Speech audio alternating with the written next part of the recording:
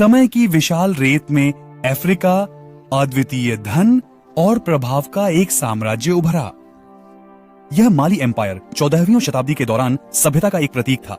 एक ऐसा युग जब यूरोप का अधिकांश भाग अंधकार युग में फंसा हुआ था। इस साम्राज्य के शीर्ष पर एक ऐसा व्यक्ति था जिसकी संपत्ति इतनी अधिक थी कि कहा जाता है कि इसने वैश्विक अर्थव्यवस्था को अस्त व्यस्त कर दिया था। उसका नाम मनसा मूसा।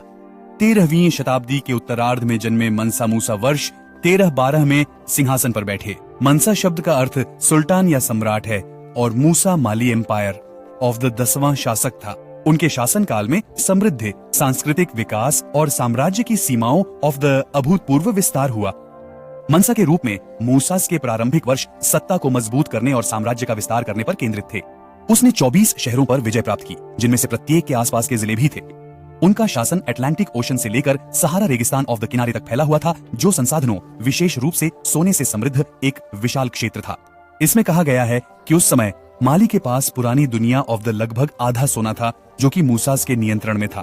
1324वें वर्ष में मूसा मक्का की पौराणिक तीर्थ यात्रा पर निकले। यह यात्रा कोई साधारण मामला नहीं था, बल्कि एक भव्य जुलूस था जिसने माली साम्राज्य की अपार संपत्ति का प्रदर्शन किया। इसमें हजारों समृद्ध पोशाक वाले नौकर और सैनिक, सैकड़ों ऊंट शामिल थे, जिनमें से प्रत्येक में सैकड़ों पाउंड सोना था। काहिरा और मदीना जैसे शहरों में उनके भारी खर्च और उदार भिक्षा के कारण सोने की अचानक बाढ़ आ गई, जिससे एक दशक तक सोने की मुद्रास्फीति बढ़ गई। अपनी संपत्ति के अलावा मूसा शिक्षा और संस्कृति के संरक्षक थे। मक्का से लौटने पर वह अपनी राजधानी टिम्बुक्तु को ज्ञान और संस्कृति का केंद्र बनाने के लिए विद्वानों, वास्तुकारों और कारीगरों को लेकर आए। उन्होंने जेंगा रेबर मस्जिद ऑफ द निर्माण करवाया, जो इस्लामी वास्तुकला का एक चमत्कार है जो आज तक कायम है। लेकिन मनसा मूसास का शासनकाल चुनौतियों से रहित नहीं था।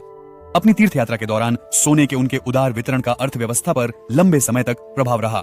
इसके लिए वर्षों लग गए। शुद्ध की भारी मात्रा के प्रभावित क्षेत्रों को पुनर्प्राप्त होने में वर्षों लगे। माली साम्राज्य का अधोगति में ले गया।